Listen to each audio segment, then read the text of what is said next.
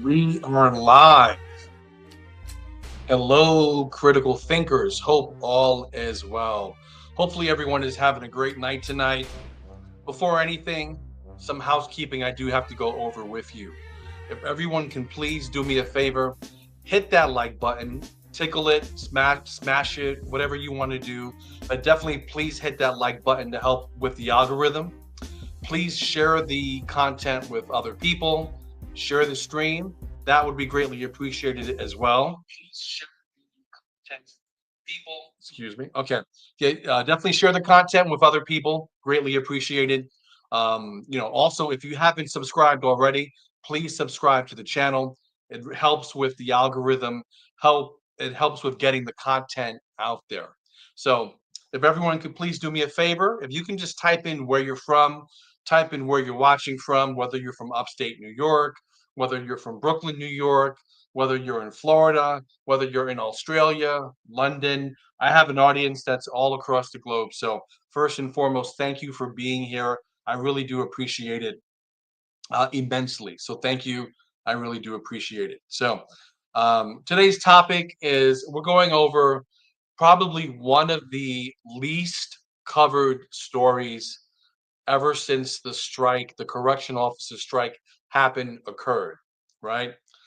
For some reason, the mainstream media really did not want to pick up this story. Instead, they went with this narrative that I'm going to play for you now. So give me 1 second. I'm going to pull up a news video from Spectrum News One, and we'll go over it quickly. This clip is about a minute and a half, so just be patient because there'll be some great tidbits of information that's going to feed into tonight's topic.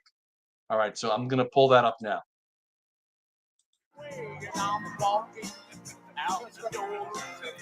With Hank Williams Jr. blaring in the background, about 100 COs, their family members, and retirees of Riverview Correctional Facility in Ogdensburg made it very clear. If things don't change, the state can take these jobs and shove them.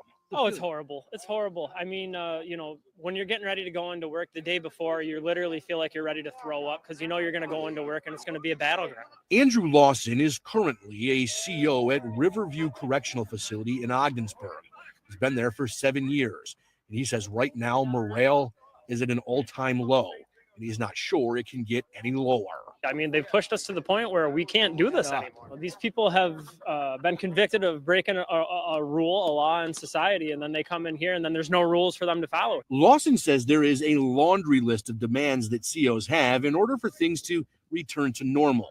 But the three biggest, in his eyes, he says, are repealing HALT, getting solitary confinement back into operation.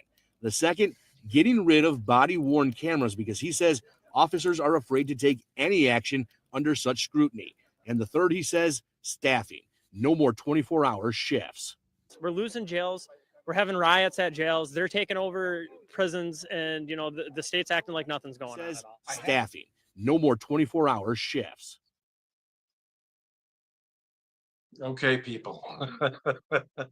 There's so much there that I want to go over that leads up until this topic, right? So this wasn't an actual strike. It was an informational session that occurred at Riverview Correctional Facility. Now, one common theme that the mainstream media kept pushing out there big time. I mean, they really cranked up the narrative of, correctional officers are so unsafe in what they do. They're working 24 hours straight. They're working 2 days straight in a row. And you really have to question it, right? The mainstream media showed you images of these correction officers claiming safety issues, claiming they're working all these hours. They started to parade out the wives and the children. Now, we know that's a common tactic to get your defenses down, to get you believing this certain narrative. Now, the mainstream media is not covering this. They're not asking you the question, why? Why are there staffing shortages in New York State prisons?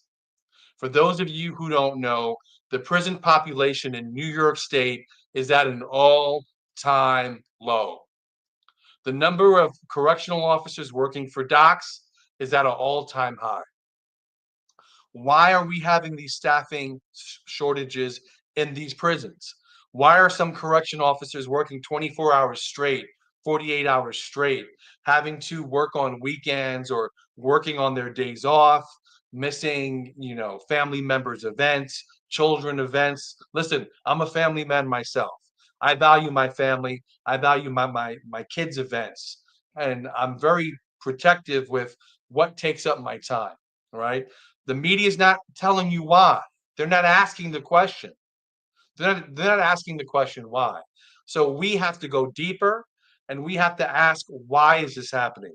Now, there's one thing that I did not pick up previously months ago when I first saw this image, this video. So the correction officer on camera said New York prisons are being taken over by incarcerated individuals. That's one of the biggest load of malarkey I've ever heard in my life. New York State prisons are not being taken over by incarcerated individuals. But if you listen to this news footage and you listen to this correctional officer, it will have you believing that New York State prisons are being taken over. They're being taken over. From my understanding, there has not been an Attica since Attica actually happened. So if anyone has any data, any specific facts of a New York State prison being taken over by incarcerated individuals in the last, let's say, 5 years or 3 years, please forward that to me. But that's not the case. In this channel, we go deeper. We go deeper. Now, one thing I'm going to say, right? No one on this channel now, by the way, there's about 24 people on. If everyone could please do me a quick favor, please like the video, share it, subscribe to the channel if you haven't already. Now, here's this.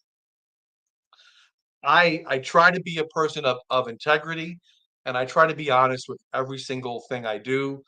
I try my best, okay? So for the sake of this conversation, you and I were sitting down, we're at a coffee shop, right? Right now, I'm in your home. Here's the thing. I don't want you to believe anything that I'm saying tonight. I don't want you to believe me. I want you to question every single thing I'm saying.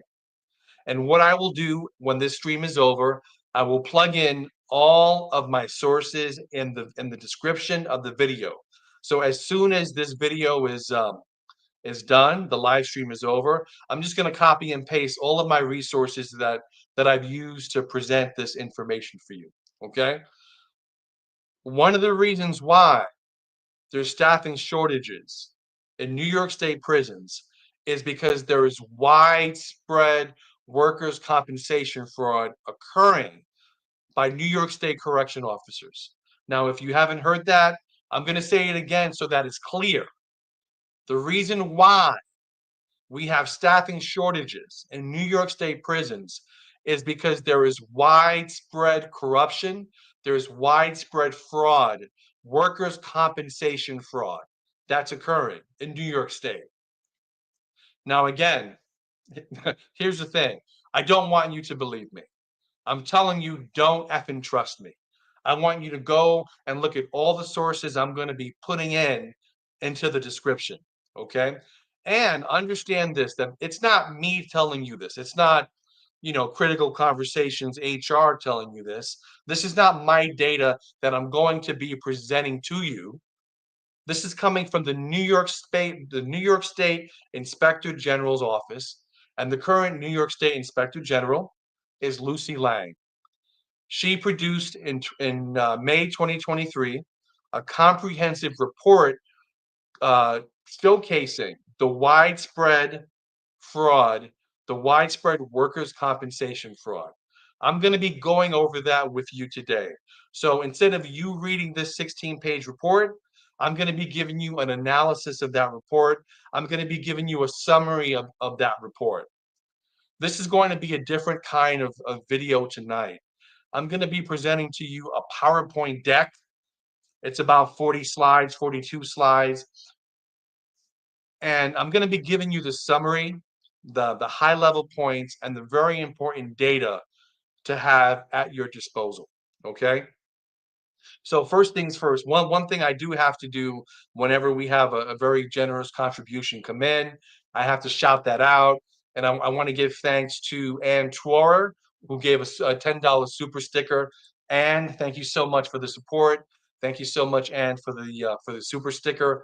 Greatly, greatly appreciated. Thank you so much. I really appreciate it. Thank you for supporting the channel. Thank you.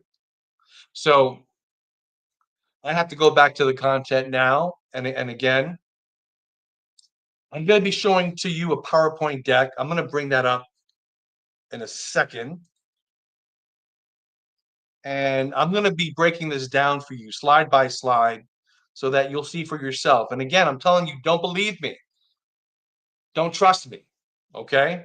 I'm going to be giving you the resources. I'm going to be giving you what the kids call the receipts. Okay? So, you know, if you happen to be under 30, the kids say stop the cap. I want you to believe that I'm capping, that I'm not telling you the truth. And I want you to go back and take a look at this. Okay? And I do want to bring up a comment that came up very early on before we started, right? And this comment came from Sunset here. Sunset says, I knew someone who was in medium/high security prison. The first thing the new CEOs did was walk into an inmate cell and pick a fight.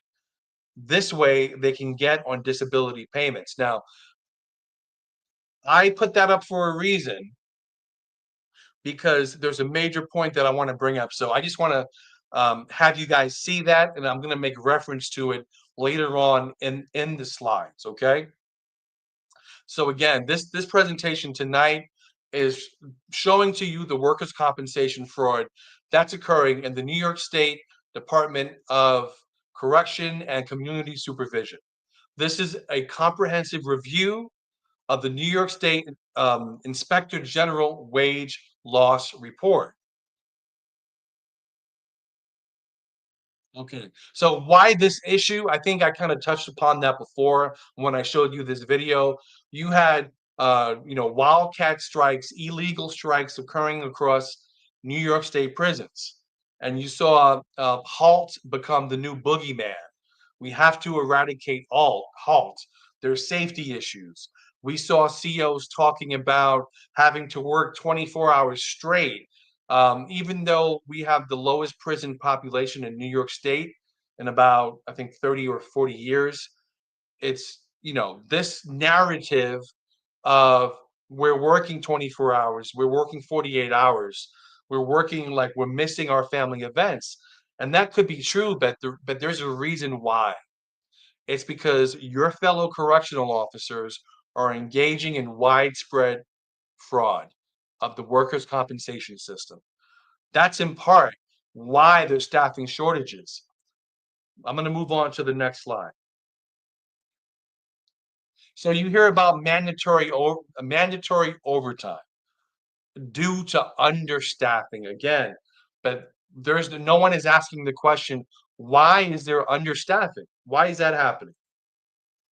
So the mainstream media, as I mentioned before, has been largely silent. They have not been covering this. They've been showing you, they showed you the strike. They showed you officers complaining about working 24 hours straight, 2 days in a row, missing family events, X, Y, and Z. But they're not asking you the question why. So here at Critical Conversations, we're asking the question, why is there understaffing? And when we have an answer for you, or actually, the New York State Inspector General, Lucy Lang, has an answer for you. Okay. So before we go into the actual report, we have to have an understanding of the players and the concepts involved. Okay. So we're going over the players and the concepts involved. Lucy Lang is the New York State Inspector General. The office of the New York State Inspector General, they investigate fraud, abuse, corruption in state agencies. That is what they are tasked to do. That's their responsibility. So they investigate fraud, corruption across all New York State agencies. They have that authority to do so. Another concept that we have to know about, or title, is something called Security Services Unit. And that's basically the group comprised of state security and safety personnel. that encompasses the correction officers, employees that work in psychiatric facilities. That is what falls under Security Services Unit. Okay, we move on to the third circle here, NYSCOPBA Inc. NYSCOPBA is the union representing the Security Services Unit. And someone can correct me if I'm wrong, but I believe they represent close to, I believe it's 24,000 correctional officers, security staff, and retirees. That's who they represent. Most of you already know about New York State DOCCS. For those of you who don't know, New York State Department of Correction and Community Supervision, they're responsible for public safety by way of secure and safe facilities for the incarcerated and population. They also handle parole, post-release. Some more players and concepts that you have to have a basic understanding of to understand this presentation. One is you have to know what a collective bargaining agreement is. And to put it quite simply, a collective bargaining agreement is a legally binding contract between an employer and labor union. The next player involved is something called the Office of Employee Relations. This is a State Department. Their responsibility excuse me, is to negotiate, implement, and administer collective bargaining agreements for New York State. So they in turn will work with NYSCOPBA on the collective bargaining agreement. Workers' compensation is the next concept you have to understand. That's basically a system of insurance that provides benefits to employees who are injured or ill as a result of their employment. So if you sustain a work-related injury, it happens on the job, whether it be an injury or you suffer from an illness caused by your workplace, you're entitled to workers' compensation. And the last player or concept is something called the New York State Insurance Fund. And that basically provides workers' compensation, disability, and paid family leave coverage for New York State employees. The best way to understand what a NYSIF is NYSIF is a carrier. They provide the insurance, they provide the workers' compensation, disability, and paid family leave for New York State employees. Now, the New York State Inspector General report consists of 5 items, right? So there's 5 main pieces of her report. The first is the executive summary, the second being background and allegations, the third being findings of fact, the fourth being types of New York State DOCCS fraud, and the last piece of the report is potential safeguards and final recommendations, because obviously you conduct an analysis of problems and you're stating facts and you conducted an investigation. Now it's time to provide recommendations on what should be implemented. So here's some data from the executive summary. Since 2015, the Office of the New York State Inspector General received hundreds of complaints involving workers' compensation fraud. Hundreds of complaints. Now, part of what Lucy Lang did when she took office, I believe she took office, this is back in 2021. She visited, at the time, all 44 New York State DOCCS facilities. She met with executive level staff, administrative staff, and correction officers. And the correction officers that she met with echoed the misuse of workers' compensation. So during her interviews, during her visits, staff along all of these prisons stated workers' compensation is being abused. Correction officers themselves are highlighting this, and they mentioned this to Lucy Lang herself. And that resulted in staffing shortages, mandatory overtime, and being forced to work on holidays. So also a part of the executive summary is that people need to understand what is the benefit that is in the collective bargaining agreement that is part of the problem.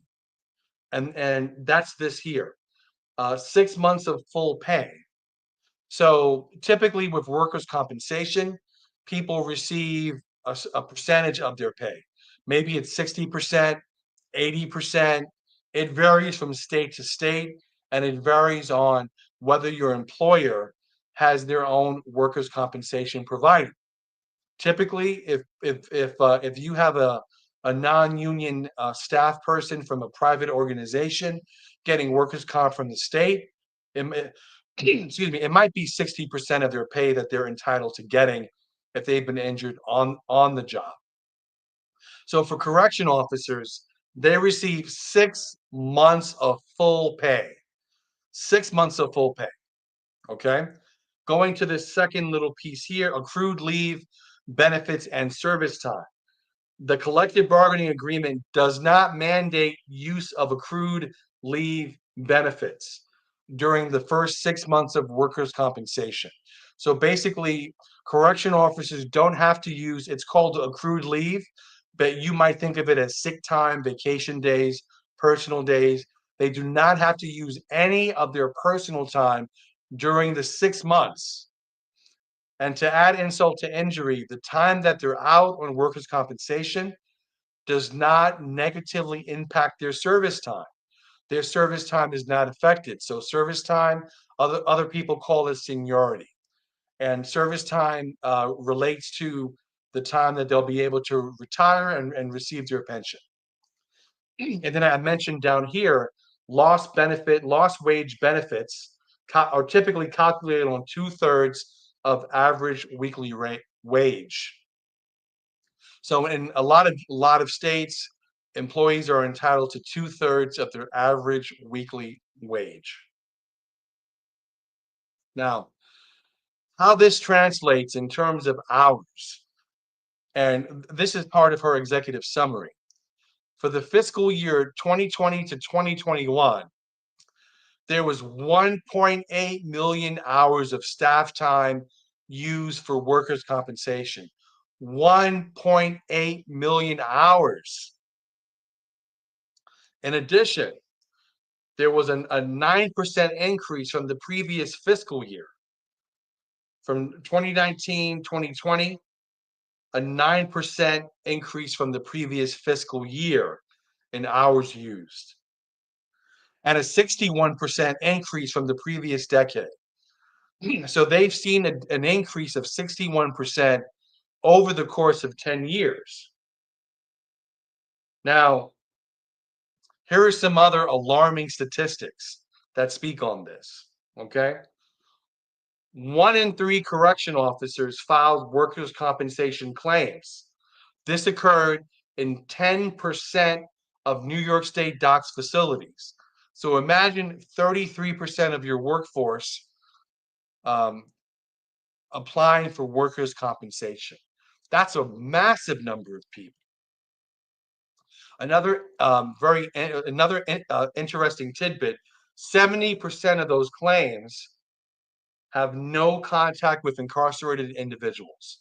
Again, 70% of those claims, you would think that these workers' compensation claims are because they're getting into fights with incarcerated individuals. That is not the case. That's why I pulled up that comment from Sunset in terms of an officer picking a fight with someone incarcerated. The vast majority of these claims are not from interactions with incarcerated individuals. And in fact, 90% of those claims had no contact with an incarcerated individual. This was highlighted in one specific facility,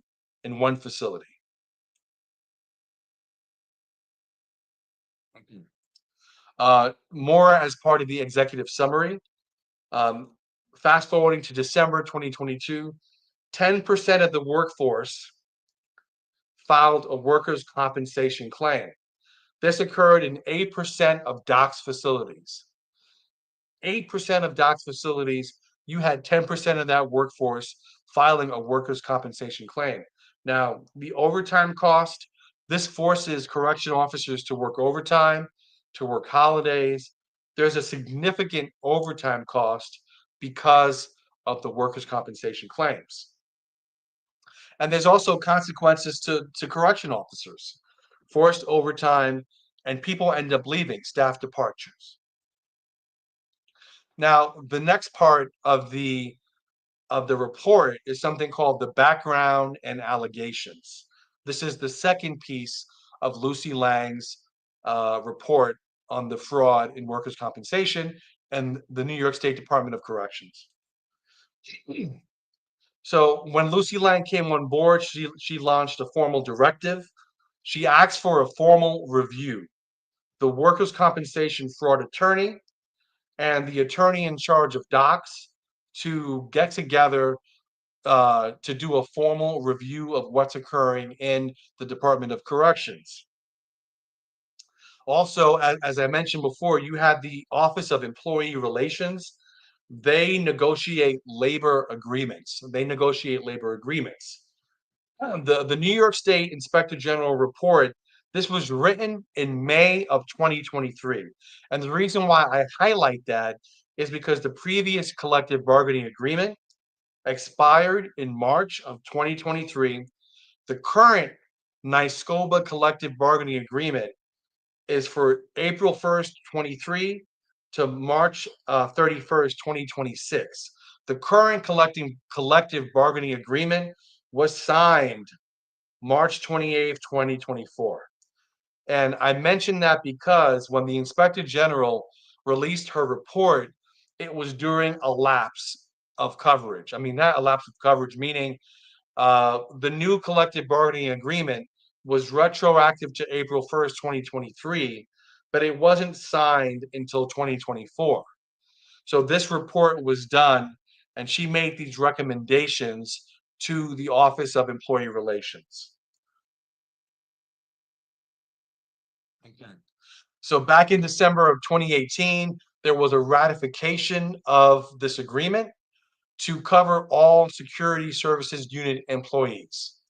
And within a year of this is when meetings began formally with the New York State Inspector General's office and DOCCS, along with the New York State Insurance Fund. In the background and allegations piece, there was reference to 3 facilities that had the highest spikes. So there's 3 facilities that had the highest number of workers' compensation claims, the highest level of abuses. Lucy Lang did not name those facilities directly in this report. I made an attempt to get an interview with Lucy Lang. I have not heard back, so I'm just putting that out there.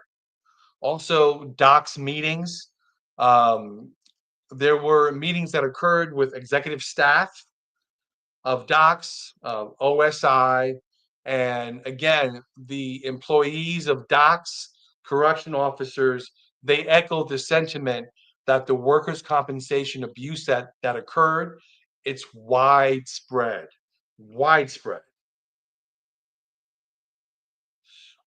The next piece of the New York State Inspector General report is something called findings of fact.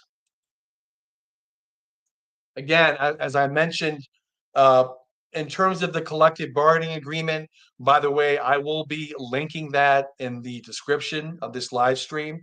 For the current collective bargaining agreement, section 14.9 speaks about the workers' compensation benefit.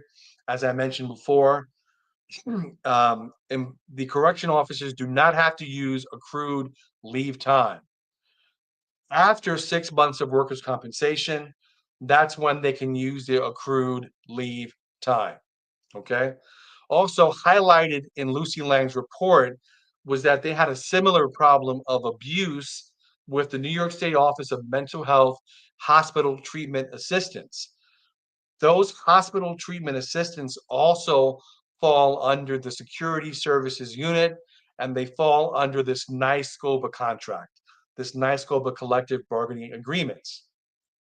Lucy Lang highlighted that for the hospital treatment assistants, quote unquote, virtually none involved interactions with the patients at these facilities. Virtually none.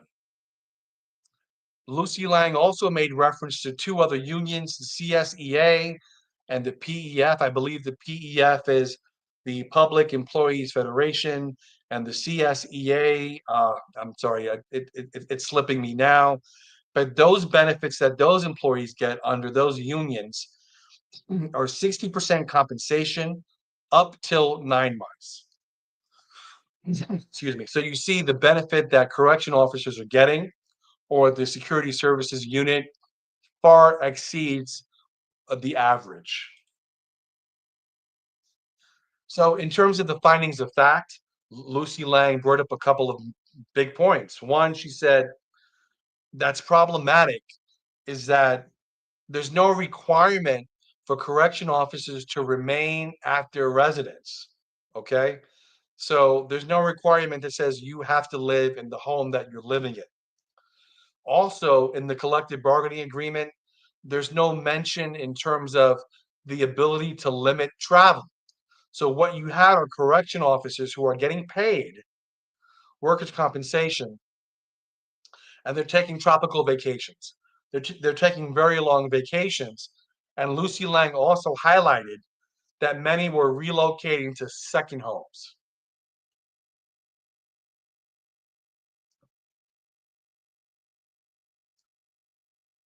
Excuse me. Also, in addition, not only are correction officers getting 100% of their pay, you have circumstances in which many are getting additional pay because of something called supplemental insurance. Correction officers made more money than what they usually would just working on the job. So, for example, supplemental insurance is something like, let's say something like Aflac. I'm sorry, I sounded just like that duck. So you have supplemental insurance, you pay for it, and you pay for a certain amount of coverage. So you had officers who were getting workers' compensation and then dipping into their supplemental insurance policies and getting paid more.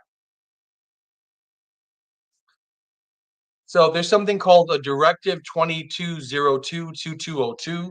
The Directive 2202 is a biweekly requirement that DOCCS has that means that you have to submit medical documentation, and that is the Directive 2202 that has to be completed to keep someone on workers' compensation. Another issue that Lucy Lang reported in her report is that there's no required list of approved providers. So correction officers can go to the provider of their choosing. Now, some of you may not know this, but I have a background in human resources. So I'm used to dealing in workers' compensation for private organizations. And even in private organizations, abuse of workers' compensation and disability is high because it's very easy to get a doctor to write a note for you and lie. Okay. And there's something called a independent medical exam, which it's possible but not common. So as part of the contract, part of the process, docs can require someone on workers' compensation to complete an independent medical exam. That's when docs will hire a doctor to examine someone to see if their injuries are real. So this is possible, but it's not really common, most likely because of the expense. Also, Lucy Lang indicated that another issue, one thing that was common with correction officers is that they were submitting workers' compensation based on soft tissue injuries. And she mentioned how there's difficulty in diagnosing this. So this is what allows a lot of the fraud in docs. And then in addition to that, she stated that there's difficulty in reaching an independent medical examination determination, and typically this involves extensive litigation. Also, in the findings of fact portion of this report, Criminal prosecution is difficult unless you have an admission of guilt and there's an observable physical act that could be seen. Back in the day, you'd have workers' compensation officials hiring private detectives to videotape people engaging in behavior that would prove that they would not have this type of injury that they were claiming. So criminal prosecution is difficult, but you do have correction officers that have been prosecuted. So here are some very scary data that tells you about the number of hours used toward workers' compensation. Okay. For the fiscal year 1819, 1,545,088 hours. For fiscal year 1920, 1,645,000 hours and 1,645,052 hours of workers' compensation. And then for the fiscal year 2021, 1,792,644 hours, astronomical hours being used toward workers' compensation. So can you imagine these hours and the effects it has on these facilities and the lack of programming? Okay. Here's some other data that Lucy Lang highlighted in her report. For fiscal years 20 and 21, 5 facilities had 33% of staff on workers' compensation claims. 5 facilities had 33% of their staff on workers' compensation claims. How could you run a facility with 33% of your staff out on workers' compensation? It's crazy, right? And then in terms of the last decade, I think I may have mentioned this number before, there's a 61% increase in workers' compensation claims. Astronomical. I think I might have mentioned this before. The New York State prison population is declining. In 2024, we had 32,750 incarcerated individuals. In the year 2008, it was 62,597,000 incarcerated individuals. There's a 52.3% decrease in the prison population in New York State. Decrease.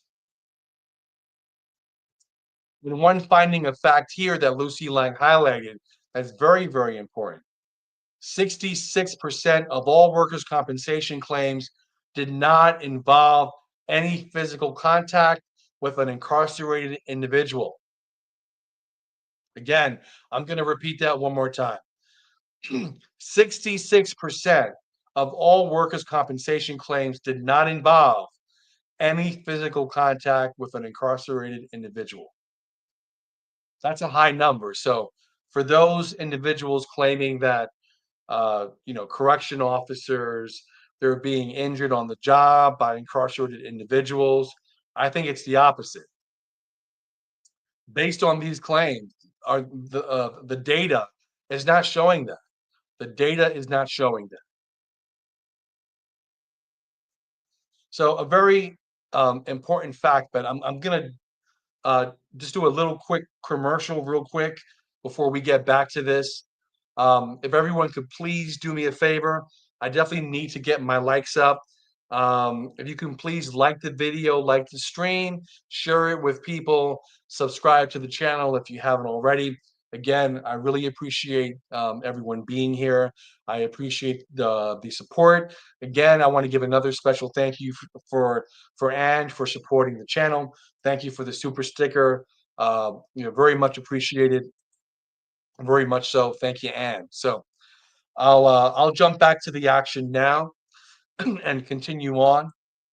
So here's one important thing to understand. New York State Department of Corrections, they make up 15% of the state workforce. 15%.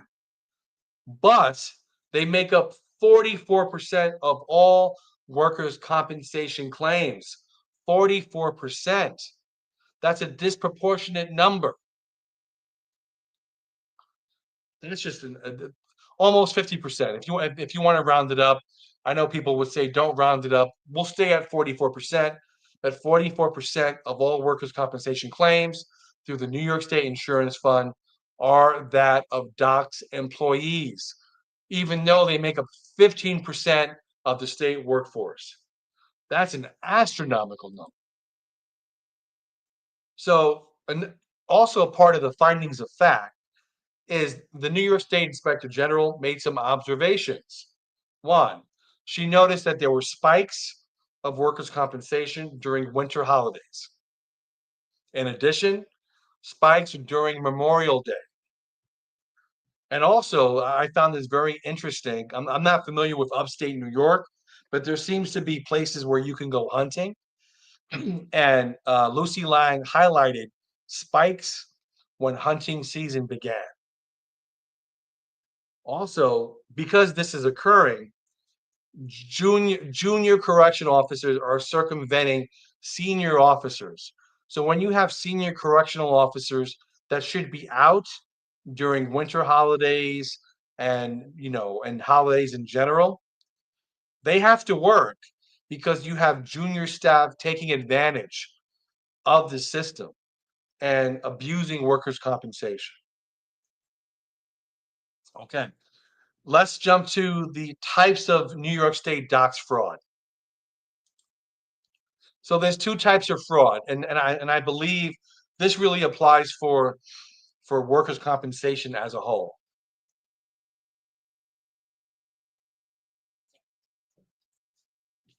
The first you have is something called provider fraud, in which you have a medical provider that bills for therapy that's not being provided or for services that's not being provided.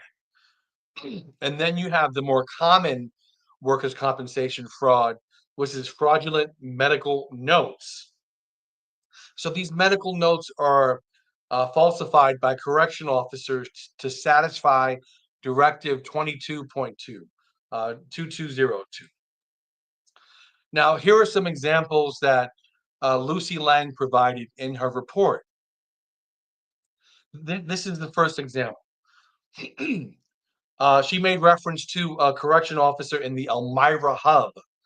Basically, a little over $38,000 of benefits were stolen. There were medical exams that never occurred. The CO was arrested and charged with grand larceny. Ultimately, the sentence was 3 years probation. Example number 2 Lucy Lang provides is from the Great Meadow Hub. And this example was $30,000 of workers' compensation fraud, 13 months of benefits. This correction officer submitted 34 forged medical notes. In this case, this CO was arrested and charged with grand larceny, and that sentence is pending. The fraud example number 3 that Lucy Lang provides occurred in the New York City hub. $16,000 of workers' compensation was taken, 100 days of benefits. There were forged medical notes. The CO was arrested with offering a false instrument for filing. There was a guilty plea that was entered. At the moment, we do not know the sentence. Fraud example number 4, Green Haven Hub, $12,000 in workers' compensation benefits, forged medical notes. The CO was arrested and charged with 2 counts of offering a false instrument for filing and 1 count of grand larceny. Now, Lucy Lang also highlighted a phenomenon called couples compensation. That's when you have 2 correction officers, they're married to each other, and they both attempt to game the system by filing for workers' compensation. So Lucy Lang gave the example of a couple in the same facility. There was 168 days of 234 work days simultaneously. So both the husband and wife were out for 168 days. The husband was out 233 days out of 234 work days. The wife was out 228 out of 234 workdays. None of these claims involved an incarcerated individual. And then we have the last example, the last fraud example of couples comp, which was the couple worked at the same facility and they were both out during a 5-month period, 151 days. So again, just put two and two together and understand the impact that this has on New York State DOCCS and on the individuals who are incarcerated. Now, we're jumping to the section where we go into the safeguards and the final recommendations that Lucy Lang made. So in her report, she mentioned that correction officers should surrender their DOCCS ID and surrender their state-issued firearm. One recommendation she also made is that her office received increased resources. There were multiple points, multiple times in the report in which she cites that they cannot keep up with the high level of corruption and fraud. They don't have the resources. They're being outpaced by the fraud occurring in DOCCS. So she's asking for increased resources. Another thing that she made a recommendation on is limiting the availability of full wage benefit for claims based on interactions with incarcerated individuals only. Now, this last piece is something that I do not agree with, and I will tell you why. So again, she's saying to keep the benefit of 6 months full pay of workers' compensation, but only allow that to occur when you have a correction officer who gets injured because of an altercation with an incarcerated individual. I don't agree with this, and I will tell you why. Because these correction officers already engage in attacking individuals who are incarcerated.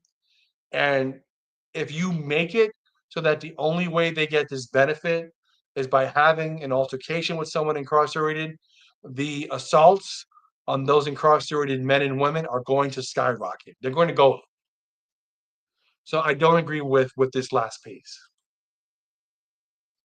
Another recommendation she made, Lucy Lang made, was restricting movement of activities or travel. If you're on workers' compensation, you should not be going to Jamaica. You should be at home. You should not be traveling to the Dominican Republic. You should be home. You should not be visiting your vacation home in Montana. You should be home.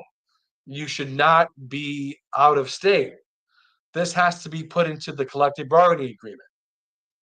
Okay. Another recommendation that she made was that to provide a use of approved medical providers, because you have correction officers going to their own doctors that basically falsify these medical notes for them. And she's basically saying that both NYSCOPBA and DOCCS can agree to a list of medical providers that will treat these officers. Another recommendation she made is suspending accrual of earned service time. So that time that you have an officer out on workers' compensation, that they will not get credit for that for their retirement. And her final recommendation was for the Office of Employee Relations to do a review and consider modifying the collective bargaining agreement for 2023. I'm going to repeat that again. Her recommendation was for the Office of Employee Relations to modify the collective bargaining agreement for 2023. Okay, real quick. So everyone in the chat, please do me a favor. Please let me know, do you think her recommendations were implemented? If you can write yes in the chat or write no. Again, the question is, do you believe her recommendations were actually implemented? I want to know. Tell me. Do you think they were implemented? Write yes or write no in the chat. Because I do have an answer for you. We do have an answer. Okay. I'm going to pull that up now. So for those of you who said no, ding, ding, ding, you have won the grand prize. Unfortunately, I have nothing to give you right now, but you did win a prize. Okay. So this document here, it may be hard for you guys, but I'm going to read it for you. Okay. This was part of her annual report, Lucy Lang's annual report in 2024. This is after NYSCOPBA's new collective bargaining agreement was signed. This is what she had to say. In May 2023, the Inspector General released a report detailing patterns of egregious workers' compensation abuse by employees of New York State Department of Corrections and Community Supervision. That's basically the report I just finished going over with you.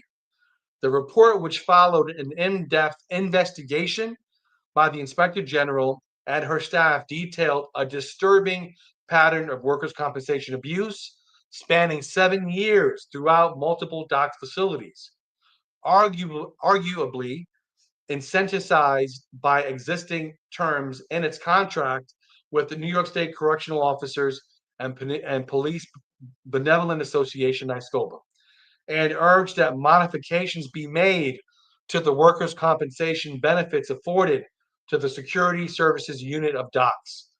Excuse me. Despite these recommendations, no such changes were agreed to as part of the contract negotiation process. I'm going to read this again.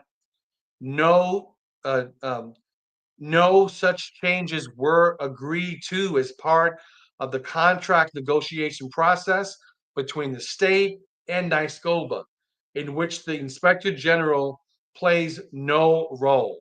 So basically, Lucy Lang is saying she does not have any real influence or any power in the contract negotiations with NYSCOPBA and the Office of Employee Relations. To continue on, again, plays no role, and excessive fraud continues to be found. Excessive fraud continues to be found involving DOCCS employees, abuse of their contractual workers' compensation benefits. In 2024, 3 of the arrest and convictions or non-prosecution agreements resulting from WCFIG investigations involved DOCCS employees. WCFIG is currently engaged in investigations stemming from the many additional complaints made to WCFIG in 2024 involving DOCCS employees' abuse of their contractual benefits. So again,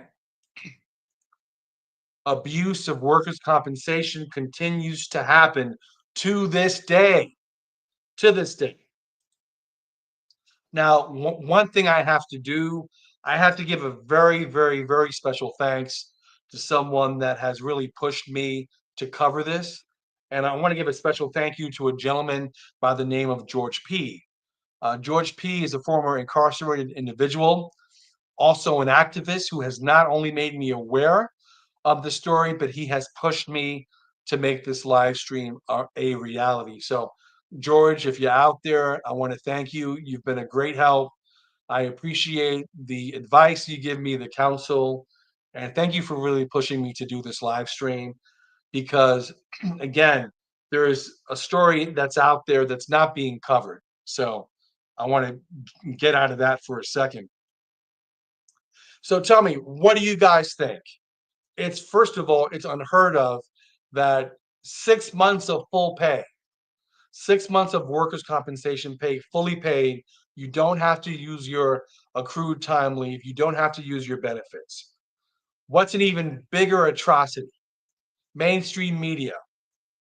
For those people out there in the mainstream media that have not covered this story, you've done a disservice to your audience. You have not been asking the right questions. Why is this happening? Why are there staffing shortages? And this is the reason why. This contract, this NYSCOPBA contract, Another question why the media is not asking is this. Why do we have such brutality in New York State Department of Corrections? Why are murders of incarcerated individuals, why are there no consequences? Why do correction officers keep their job? The same reason why there's widespread abuse and workers' compensation. It's written into the contract. The collective bargaining agreement has to be done away with. It has to be done away with. You have to rewrite these collective bargaining agreements. It's allowing correction officers not to be fired for their brutality. It also allows correction officers to get away with fraud. This does not make any sense whatsoever. So, guys, tell me in the comments what you think about this. Do you all feel deceived in terms of the mainstream media showing you these correction officers striking, yelling out they're working 24-hour shifts, and not telling you why they're working 24-hour shifts? If you've been deceived, do me a favor, write D in the chat. Write a big D, because this is just a story that has to be told. It's a story that people need to know about. Why is there staffing shortages? The prison population has decreased significantly since 2008. Widespread corruption, widespread workers' compensation fraud that's occurring in docks. So, with that being said, that's the end of my presentation. I will be providing all of my resources in the description of the video. That should be updated very soon. As I say in all of my videos, one quick thing. I want to give another special thank you to Anne with the super sticker. Thank you for the support. I really, really appreciate it. It really means a lot. Thank you again. Okay.